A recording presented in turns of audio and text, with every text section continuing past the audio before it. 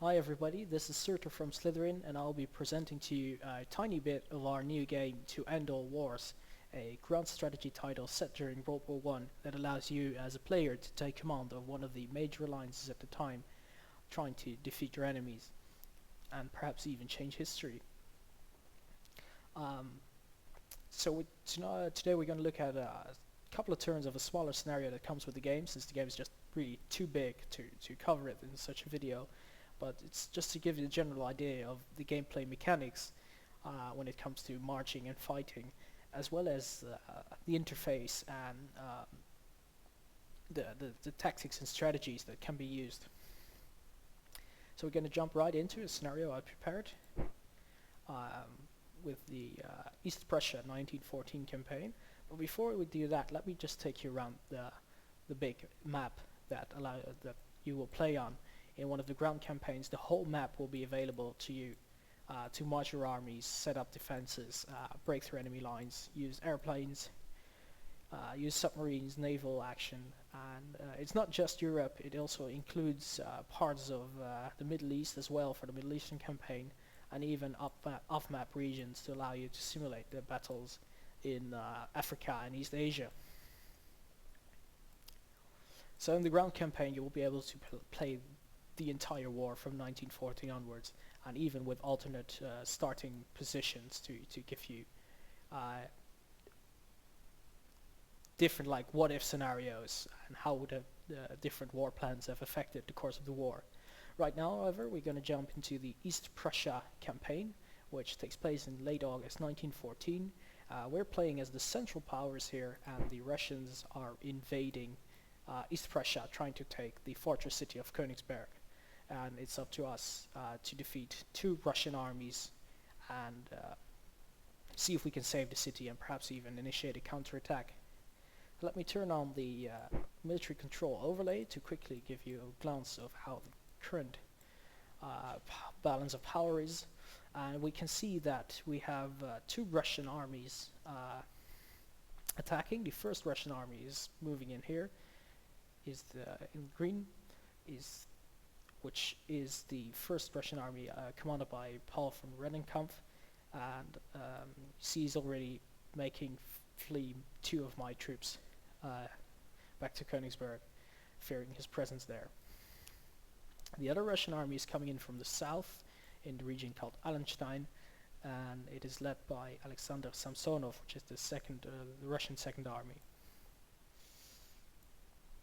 We have only one major army at our disposal here at Königsberg, and it is led by the famous General Paul von Hindenburg, and we're going to merge his 8th Army stack with several Army Corps stacks to create a powerful army that allows us to engage the Russian armies one at a time and kick them out of Eastern Prussia.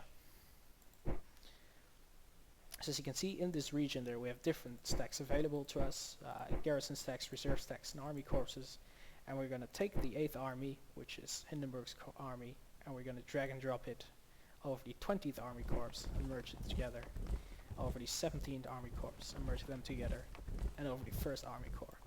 And everything here is drag and drop, so it's fairly intuitive, fairly easy to organize. So now we have a big army, but as you can see at the bottom right, we have something in red here, which is a command penalty, which means that currently this force is too big for the current command level and suffers a loss in combat and movement efficiency. So what we're going to do is we're going to promote Hindenburg and form a Grand HQ, which basically makes him the supreme leader of the German forces, so that he will be able to effectively take command of the stack, and you will see that the command malice has been reduced, making him more effective. So by clicking here, we're going to form a Ground HQ led by Hindenburg himself, and now as you can see in the bottom right, the red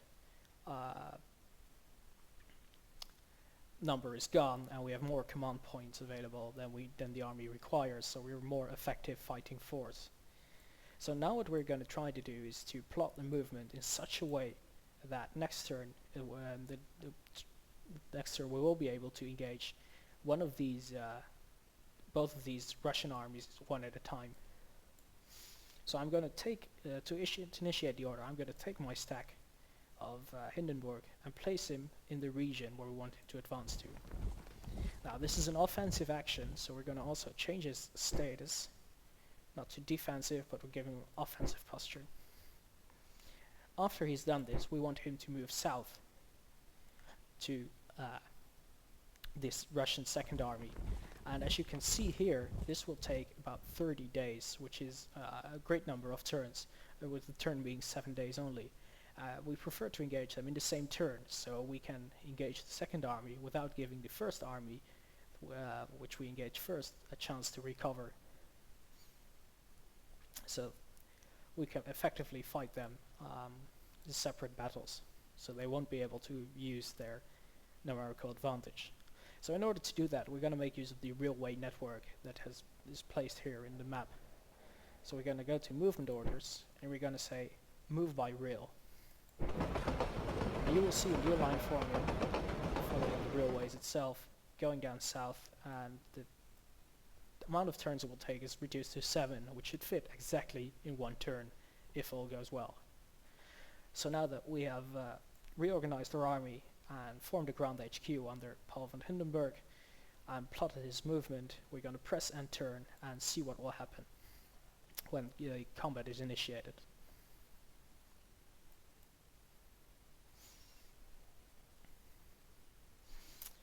So while loading master file, the engine calculates the supplies, the weather effects, the movement orders, etc. In this scenario it goes very quickly, which is really cool, and we're seeing that we're already engaged in the first battle here at Wehlau, where our army under Hindenburg to our left is fighting the Russian First Army under Rennenkampf to our right.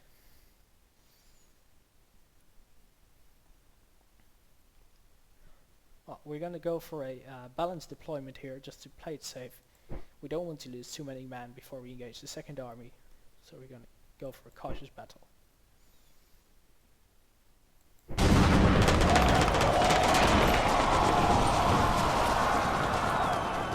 So here you see that the battle takes place. It's quite a huge battle, and we have lost a lot of men, and so has our enemies. We've lost over 41,000 infantry troops, and the enemy over 36,000, as well as some horses. But it was during the assault that the enemy routed, leaving us in command of the region and thus granting us the victory. So our army will now move back on its trains and continue the way to the south to meet with the second army. As you can see, we have a lot of details here, a lot of icons and tooltips, etc. Combat is very detailed, but we can't go into too much of that stuff right now. For those of you who want to get into it, there's really a lot to find and a lot of effects to take into account when effectively planning your movements and combat.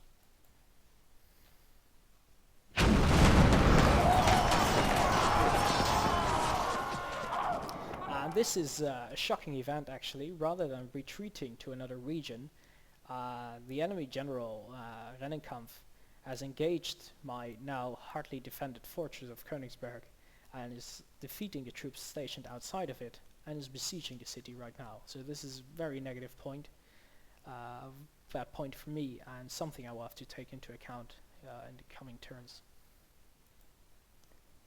Now our army under Hindenburg has encountered the Russian Second Army under Samsonov, and we're going to try and outflank this army.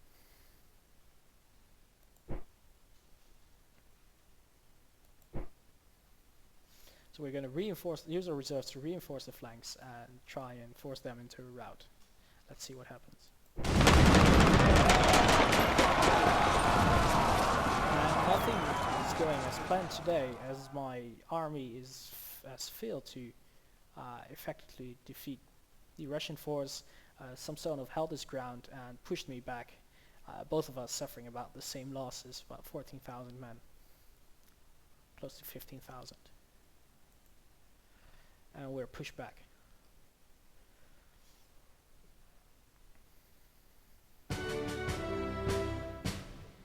So this is the situation in the next turn. As you can see, my gamble to take out both enemy forces has failed. Um, it was somewhat over-ambitious, trying to follow the historical path of Hindenburg by taking them out individually, and I really have to rethink my moves for the coming turns, and how I will defeat these two armies now. So my army here on Hindenburg is on the run, trying to retreat to Tannenberg itself, leaving the Russian Second Army free to do what it wants, and the Russian First Army still besieging Königsberg. So altogether, it's not a good turn for me, but I hope it has shown you at least how not to play, and also a taste of the different tactics and strategies you can use in this game to try and outsmart your opponent. So thank you very much for watching, and see you next time.